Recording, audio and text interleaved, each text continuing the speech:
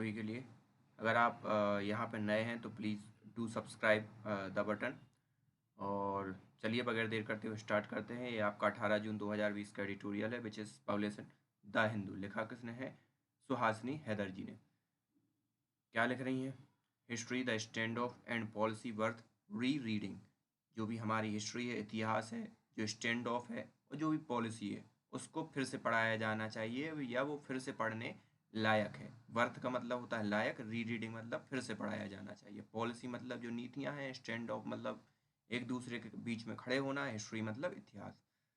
The deadly clashes at Galwan and ongoing standoff between India and China on the ridge on or finger around Pangong so are the metaphor for wider conflict between two countries over all the area that Chinese strategy referred to as five finger of the Tibetan palm। यहाँ पे डीडली मतलब घातक, clashes मतलब लड़ाई। गलवान घाटी आपको मालूम ही है, गलवान में जो डीडली क्लैश हुआ मतलब घातक जो लड़ाई हुई है। ऑन गोइंग स्टैंड ऑफ जो एक दूसरे के सामने खड़े थे, स्टैंड ऑफ मतलब एक दूसरे के सामने खड़े हो जाना। तो जो स्टैंड ऑफ चल रहा था उसी के बिटवीन क्या हुआ, ये घातक गलवान घाटी में क्या हुआ, क्लैश हुआ। किस किस के बिटवीन हुआ? इंडिया एंड चाइना के बिटवीन हुआ। किस चीज़ को लेकर हुआ? रिड्स होता है सीमाएं या लकीरें, और फिंगर्स मतलब होती हैं, वो अभी बाद में डिस्कस करेंगे कि फिंगर्स के बारे में ये क्या है। फिंगर्स का यहाँ मतलब है 5 ऐसे क्षेत्र जिसे चाइना ये बोलता है कि तिब्बत हथेली थी उसकी, दाहिने हथेली हथेली, और ये पांचों क्षेत्र उसकी 5 फिंगर थे, 5 उंगलियां थी। तो अराउंड पेंगोंग सोलेक, पेंगोंग सोलेक पे भी नौटंकी हो रही है। मेटाफोर, मेटाफोर किसी चीज को प्रदर्शित करके, किसी चीज को एक प्रकार से किसी चीज को पॉइंट करके किसी चीज को बताना। For the wider conflict between two countries, और इस कारण एक बहुत बड़ा कॉन्फ्लिक्ट हुआ है दो कंट्री के between. Over all the area Chinese strategy refer to as five finger in Tibetan form. और चाइना की जो स्ट्रेटजी क्या है, वो ये बोल रहा है कि ये पांचों की पांचों जो उंगलियां हैं वो किसको रेफर करती हैं? तिब्बत की हथेली को। तिब्बत को मतलब वो अपनी दाहिनी हथेली मानता है। और दाहिनी हथेली की जो फिंगर हैं, फिंगर मतलब अरुणाचल प्रदेश हो गया, अभी यहाँ पे होगी बात, देखो यहाँ पे है, ये क्या है? Liberate the finger define as Ladakh, Nepal, Sikkim, Bhutan and north east frontier, या ऐसे अरुणाचल प्रदेश भी बोला जाता है। तो ये पांचों की पांचों फिंगर क्या है? तिब्बत की फिंगर है। तो ये पूरा का पूरा वो बोल रहा है, और यही उसकी स्ट्रेटजी यहाँ पे शो हो रही है। Five finger refer to Tibetan according to the construct attribute to Mao and cited in 1950s by Chinese official. Xiang was Chinese right form, and it was the responsibility to liberate the finger defined as Ladakh, Nepal, Sikkim, Bhutan and Northeast Frontier Agencies NEFA मतलब अरुणाचल प्रदेश। अब यहाँ पे construct मतलब निर्माण होता है। तो इस सब चीज़ों का जो बनाया गया या इन सब चीज़ों को तो एट्रीब्यूटेड मतलब जिम्मेदार ठहराया गया किसके लिए? माओ के लिए। और उस समय के जो तत्कालीन वहाँ के ऑफिशियल्स थे, उन्होंने के जो उद्धरण या उनके द्वारा जो कहा गया 1950, वो क्या था? साइटेड मतलब उनके द्वारा उद्धृत कहना या जो भी उनके द्वारा कथन कहना। ठीक है। इन 1915 बाय चाइनीज ऑफिशियल जियांग, उन्होंने क्या कहा कि China's right form, China Tibet क्या है? चाइना का दाहिना हाथ है। ठीक है, दाहिनी हथेली है, sorry. And it was the responsibility to liberate, और ये उसकी रिस्पॉन्सिबिलिटी है कि वो लिबरेट कराए मतलब आज़ाद कराए उसकी पांचों उंगलियों को। पांचों उंगलियां कौन कौन सी हैं? लद्दाख है, नेपाल है, सिक्किम है, भूटान है and north east frontier agency NEFA मतलब अरुणाचल प्रदेश को। 60 year ago, India began to set about ensuring that quite the reverse ensued। और 60 साल पहले इंडिया ने स्टार्ट किया, बिगिन मतलब स्टार्ट किया क्या? एक चीज़ इंश्योर करने के लिए, अबाउट मतलब के बारे में, इस चीज़ के बारे में इंश्योर करने के लिए कि जो ये बोल रहा है उसका जस्ट रिवर्स हो। क्योंकि मतलब वो है, लेकिन लद्दाख तिब्बत क्षेत्र भी किसके अधीन आता है? इंडिया के रिगार्डिंग, वो एक स्वतंत्र सत्ता है। And all five finger were more closely attach to India, और उसने ये कहा कि चार पांचों की पांचों जो फिंगर हैं वो किसके से अटैच्ड हैं ज़्यादा, मतलब इंडिया के अटैच्ड हैं, तो वो हथेली भी मुझे दे दो, हथेली भी मुझे ही चाहिए, वो चाइना के अटैच्ड नहीं है। As the government of India grappled with next step at line of actual control, grappled मतलब झड़प होना हाथों हाथों से, फिजिकली थोड़ी सी झड़प होना। As the government of India grappled with next step at line of actual control, it must cast similarly grand strategy to renew its compact with each of those area today। और अब जो India क्या है, जो next step ग्रेपल्स मतलब लड़ने के, हाथों हाथ लड़ने के नेक्स्ट स्टेप पे जा रहा है लाइन ऑफ कंट्रोल के, और इट मस्ट कास्ट सिमिलरली, और इसको कास्ट करना चाहिए उस चीज़ को एक ग्रैंड स्ट्रेटजी के साथ, जिससे वो अपने एरिया को क्या कर सके, वर्तमान में ज़्यादा अच्छे हिसाब से खड़ा रह सके उन सब चीज़ों के साथ।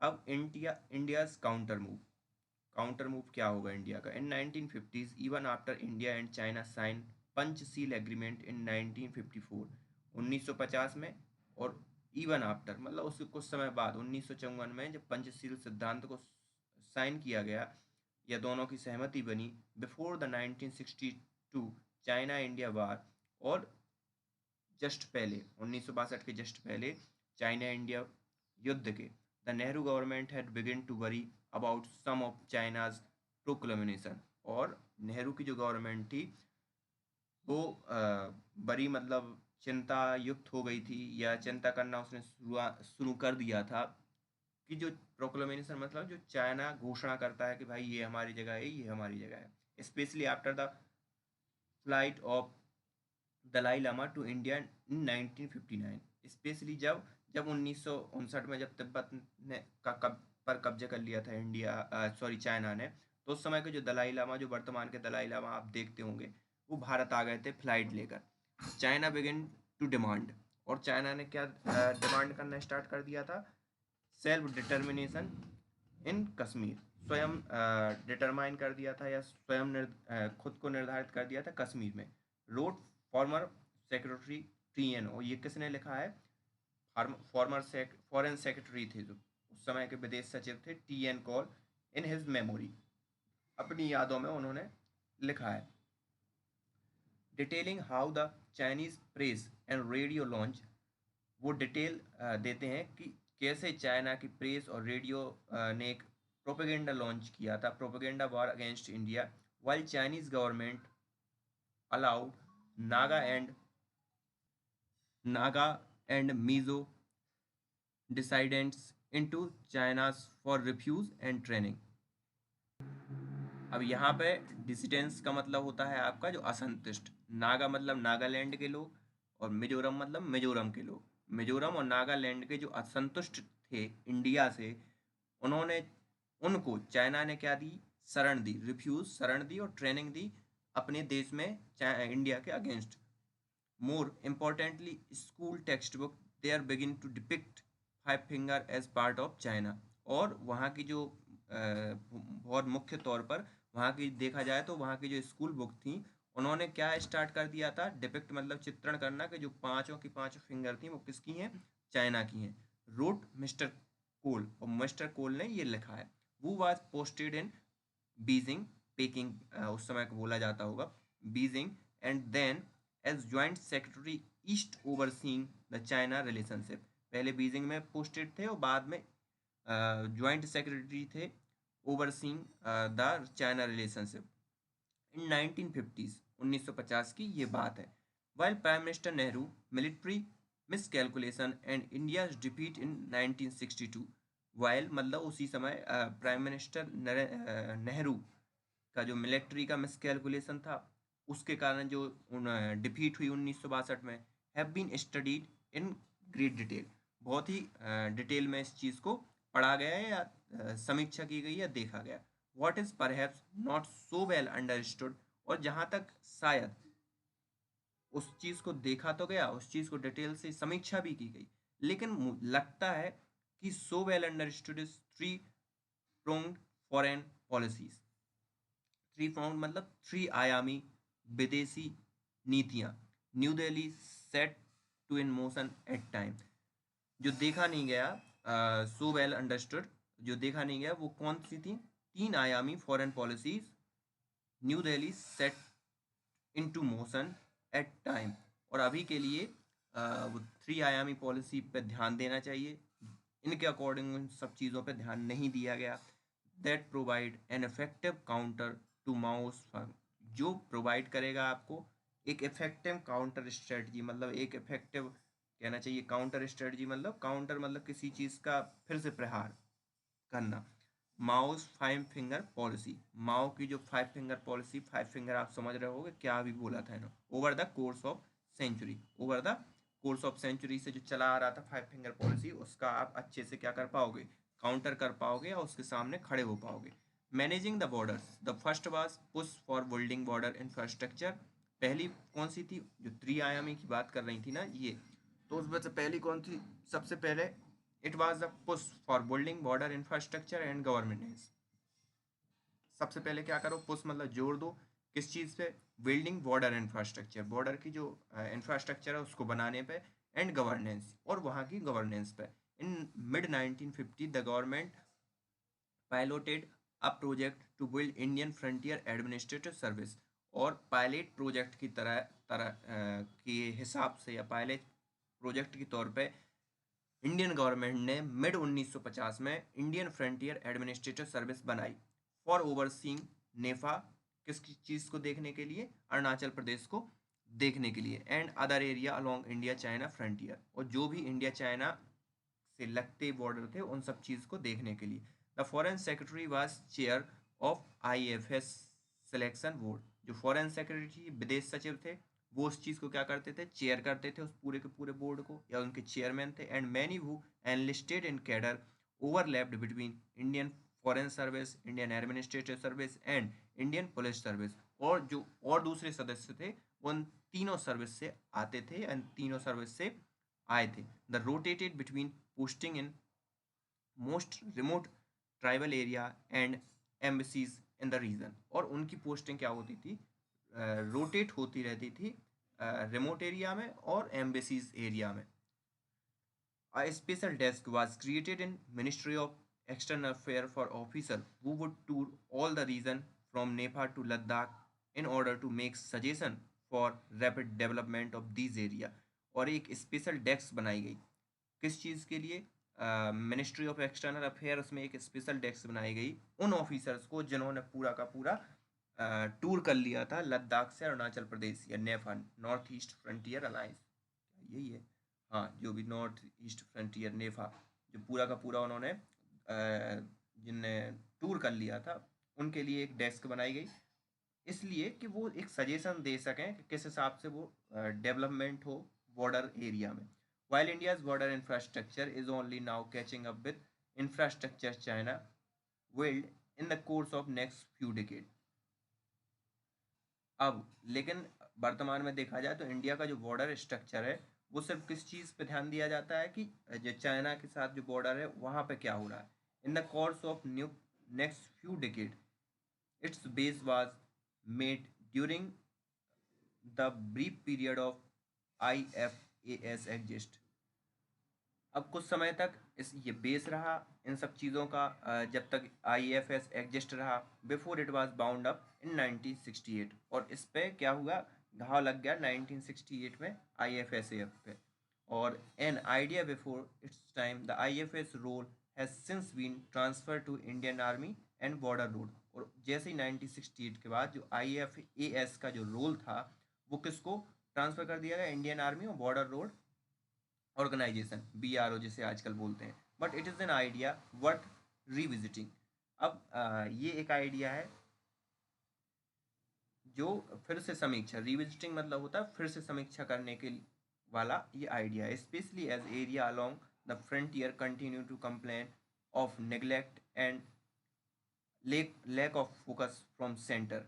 और स्पेशली जब जब यहाँ के जो एरिया के जो फ्रंटियर रीजन के लोग हैं वो ये बोल रहे हैं, या ये एरिया के लोग क्या बोल रहे हैं कि सेंटर के द्वारा नेग्लेक्ट किया गया है उनके रीजन को, या उन पर ध्यान नहीं दिया गया। In 2019 the chief minister of Arunachal Pradesh and Mizoram called for re insurrections the IFAS, मतलब फिर से उन्होंने कहा कि उस चीज़ को फिर से IFAS को फिर से पुनर्जीवित किया जाए.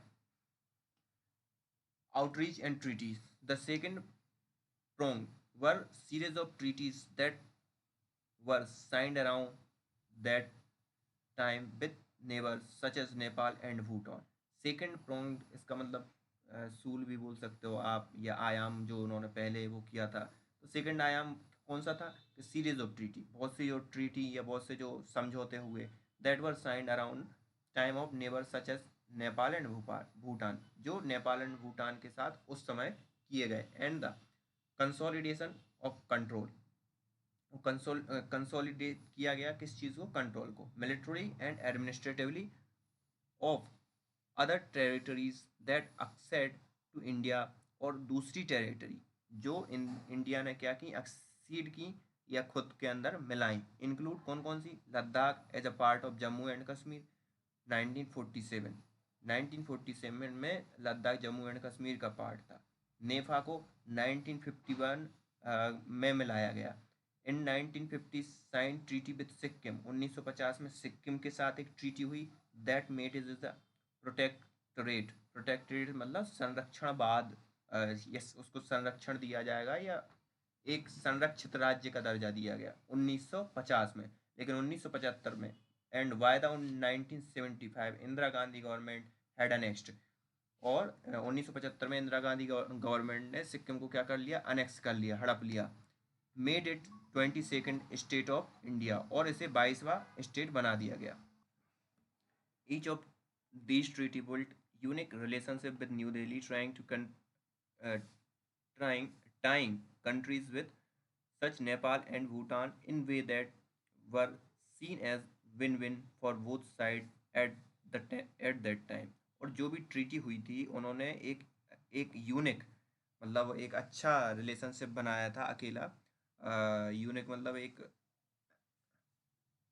यूनिक समझो आप, न्यू दिल्ली के साथ tying countries such as Nepal और भूटान, और इससे नेपाल और भूटान के साथ अच्छे संबंध बने थे और दोनों साइड से एक फ्री था India. However over time the treaty have outlived, और धीरे धीरे फिर वो ट्रीटी क्या होने लगी?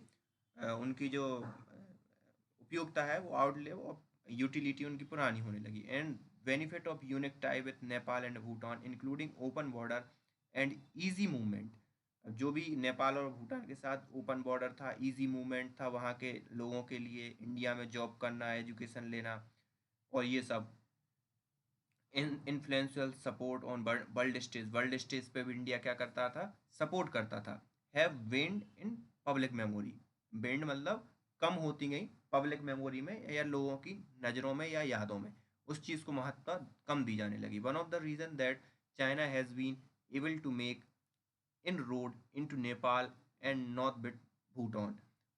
उसका एक प्रमुख रीज़न ये था कि चाइना उसमें सक्सेस हो गया, एबल टू मेक सक्सेस रहा कि अपनी तरफ खींचने में किसको? नेपाल को. भूटान को नहीं खींच पाया. Is that the government renegotiate its 1949 treaty of perpetual peace and friendship between government of India and government of Bhutan. और इट्स 1949 में भूटान के साथ जो ट्रीटी हुई थी,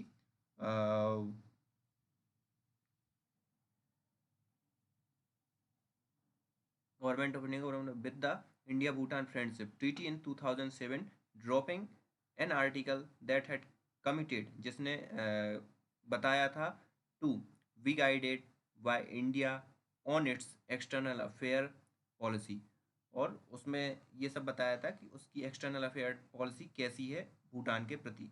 this has held India and Bhutan tie and good stead दस फार, और इस प्रकार से एक गुड उसमें एक अच्छे संबंध है. Even during the Doklam stand of, जबकि डोकलाम स्टैंड ऑफ हुआ था उसमें भी इंडिया और चाइना के बिटवीन, जो 2017 में हुआ था, उसके बाद भी, और जिसमें भूटान के ऊपर बहुत कठोर प्रेशर किया गया था. किसके ऊपर? चाइना के द्वारा भूटान के ऊपर. तब भी भूटान और इंडिया की जो टाई थी वो अच्छी रही. However despite year of request from Kathmandu, New Delhi has dragged its feet on reviewing its 1950 treaty। अब जैसे 2007 में इसको क्या हो गया था, रीनेगोशिएट हो गई थी ट्रीटी फिर से, लेकिन रिक्वेस्ट काठमांडू ने बार बार रिक्वेस्ट की न्यू दिल्ली से, लेकिन उसके जो ड्रैग पाथ, मतलब अपने पाथ जो पैरों को ऐसे घसीटा टाइप का, 1950 ट्रीटी को, peace and friendship between government of India and Nepal, government जो नेपाल के साथ जो ट्रीटी हुई थी उसको फिर से रीनेगोशिएट नहीं किया इंडिया ने, and on accepting report that eminent person group on Nepal India relations had produced that recommended a new treaty। जो ग्रुप था एमिनेंट पर्सन ग्रुप, उसने ये रिकमेंड किया था कि भाई नेपाल के साथ नई ट्रीटी बनाई जाए, जिस हिसाब से भूटान के साथ 2007 में कुछ नई चीज़ें हुई। न्यू ट्रीटी में not in themselves reduce India security threat from India.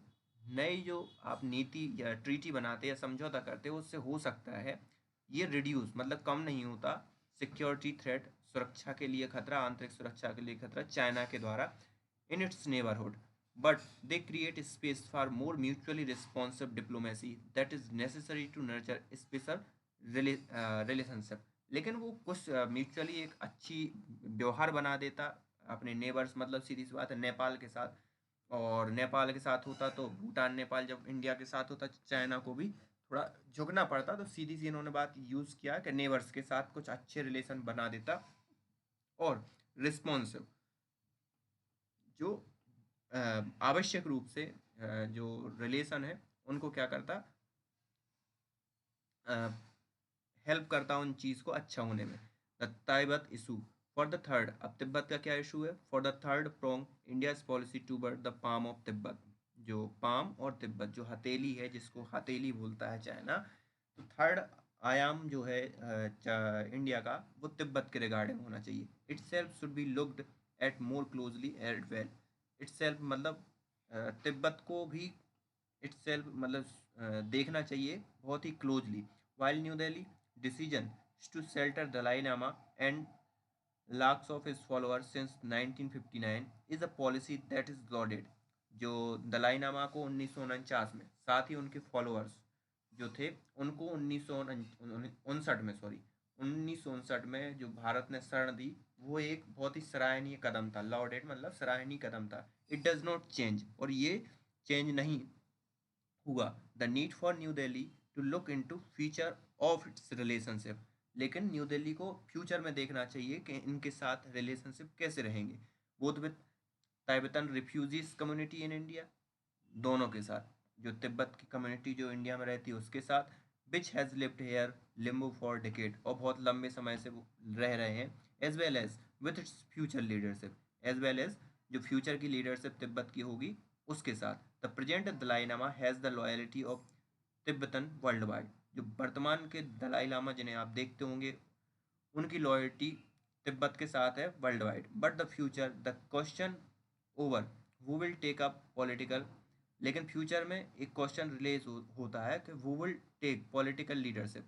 कौन इस पॉलिटिकल तिब्बत की पॉलिटिकल लीडरशिप को क्या करेगा, जिम्मेदारी लेगा, of its community looms large, और इतने बड़ी कम्युनिटी का वो बनेगा संरक्षण, जिस हिसाब से भी दलाई लामा है। द करमापा लामा, जो करमापा लामा है, वो lived in India after his flight from China in 2000। 2000 के बाद से एक जो कर्मा लामा वो यहाँ रह रहे हैं, वो तिब्बतियन है, and was groomed as a possible political successor. और उनको इस हिसाब से देखा जा रहा है कि हो सकता है वो पॉलिटिकल सक्सेसर हो जो वर्तमान दलाई लामा है उनके। Has now taken the citizenship of another country, उन्होंने अब दूसरी कंट्री की वो ले ली है नागरिकता, और वो अब कहाँ रह रहे हैं, यूएस या यूनाइटेड स्टेट में रह रहे हैं, United State of America. Meanwhile China will without doubt try to force its own choice on to the community as well. और वो चाइना फोर्स कर रहा है इस बीच में कि जो उसकी चॉइस की कम्युनिटी के जो लोग हैं तिब्बत के, वो क्या बने, वहाँ के दलाई लामा बने या उस चीज़ को ग्रहण करें। Given that it home to so many Tibetan, India must chart a more prominent role in this discourse. और इंडिया को इस चीज़ पर ध्यान देना पड़ेगा कि इसमें चाइना जीत ना जाए, क्योंकि चाइना सीधी सी बात है अपने फेवर वाले को दलाई लामा या वहाँ का तिब्बत का दलाई लामा घोषित करना चाहता है। अब जम्मू कश्मीर के इश्यू पे देखा जाए, finally it is necessary to introspect on how India on reorganization of Jammu and Kashmir in August 2019 has changed the security metrics and threat parameters of India and its neighbor. अब जो ये necessary है introspect मतलब आत्मनिरीक्षण करना चाहिए किस चीज़ का, how India on organization, reorganization मतलब पुनर्गठन, on India reorganization of Jammu and Kashmir in August 2019 has change, जो 2019 में चेंज कर दिया गया है। उससे क्या, सिक्योरिटी मैट्रिक्स मतलब जो सिक्योरिटी का जो आव्यूह है वो चेंज हो गया, और थ्रेट के पैरामीटर इंडिया के लिए वो भी चेंज हो गए, और जो नेबर्स हैं जो पड़ोसी हैं वो भी चेंज हो गए। While Pakistan extreme reaction to the move was expected, जो पाकिस्तान की जो एक्सट्रीम रिएक्शन आई वो तो एक्सपेक्टेड थी ही। China's reaction was perhaps not studies enough, लेकिन चाइना की जो रिएक्शन आई उसको प्रॉपर तरीके से शायद देखा नहीं गया है और उस चीज़ को समझा नहीं गया है, पढ़ा नहीं गया। Beijing issue statement decrying the impact on Jammu and Kashmir, and another one, especially on Ladakh, calling it an attempt to undermine China's territory sovereignty by unilaterally changing its domestic law, and warning that move was unacceptable and will not come into force. अब China ने एक issue statement issue किया जिसमें कहा गया कि लद्दाख को India ने यूनिलेटरली मतलब एक पक्षीय तौर ढंग से चेंज कर दिया, वहाँ के डोमेस्टिक लॉ को चेंज कर दिया, और सीधी सी बात है इसमें चाइना की जो टेरिटोरियल सोवरेनिटी मतलब संप्रभुता को अंडरमाइन अनदेखा किया गया है, और ये वार्निंग दी कि ये जो मूव है वो अनएक्सेप्टेबल है और ये उसमें नहीं, एक्शन में नहीं आना चाहिए। Home minister Amit Shah, Waugh and parliament, Waugh मतलब उन्होंने शपथ ली संसद में, अमित शाह ने क्या कहा, in August last year to take back Pakistan occupied Kashmir, ये कहा कि पाकिस्तान ऑक्यूपाइड कश्मीर को भी वापस लिया जाएगा, and Aksai Chin was not taken lightly either, और अक्साई चीन को भी क्या लाइटली नहीं लिया जाएगा। As China stake in PoK now go beyond its historical closeness with Pakistan, अब चाइना का जो स्टेक है पाकिस्तान ऑक्यूपाइड कश्मीर में बेल्ट एंड रोड इनिशिएटिव के तौर पर जो उसने इन्वेस्टमेंट कर रखा है वो अब उसके हिस्टोरिकल क्लोजनेस से भी आगे जा गया है, मतलब उसके उनके जो संबंध बहुत प्रगाढ़ हो गए हैं, बहुत घनिष्ठ हो गए हैं, क्योंकि चाइना ने इन्वेस्टमेंट बहुत ज़्यादा कर दिया है। To its investment in China Pakistan economic corridor that run through it, the impact of new map of Jammu and Kashmir on tie with Nepal as well is no coincidence। जो जो impact है Jammu and Kashmir के नए map का, उसका impact Nepal पे भी पड़ना था, और मतलब नेपाल पे पड़ना कोई कोइंसिडेंट नहीं है, नेपाल भी उससे क्या होगा, परेशान होने वाला था ही। There is a proof enough that now more than ever, और यहाँ पे बहुत से ऐसे प्रूफ हैं पहले से बहुत से ज़्यादा। As the government readies its hand on dealing with China, और गवर्नमेंट रेडी है चाइना को डील करने के लिए, पहले से ऐसी पहले कभी भारत के गवर्नमेंट ने ऐसा स्टेप नहीं लिया, इस हिसाब से तैयार नहीं हुई। It must not lose sight of every finger in play, और ये ज़रूरी है कि हमें अपनी जो दृष्टि है वो नहीं लूज करनी चाहिए किसी भी फिंगर पे या किसी भी फिंगर के रिगार्डिंग। फिंगर मतलब आप समझ रहे होंगे वो पांचों के पांचों region. So this is the today's editorial, I hope you enjoy this and do subscribe, hit like, thank you for today.